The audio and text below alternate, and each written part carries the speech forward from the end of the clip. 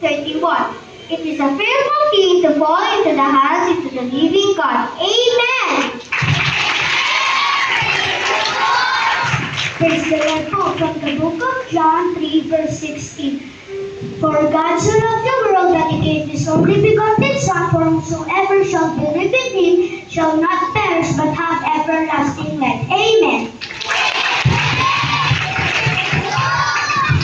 Praise the Lord po from the book of Luke chapter 2 verse 10. But the angel said to them, do not be afraid, for behold, I will bring you good news of great joy that will be for all the people.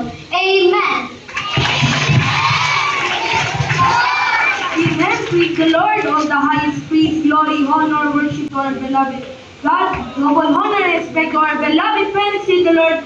And we always cherish the blessed preachings and teachings to our beloved Honorable Pastor Wilde Salameda at beloved Assistant Pastor Lina C. Almeida. Greetings to all beloved Almeida children, beloved Almeida family, beloved Ori teachers, workers, and to all beloved brethren. We, the children's choir, would like to greet you a happy Merry Christmas and a Happy New Year.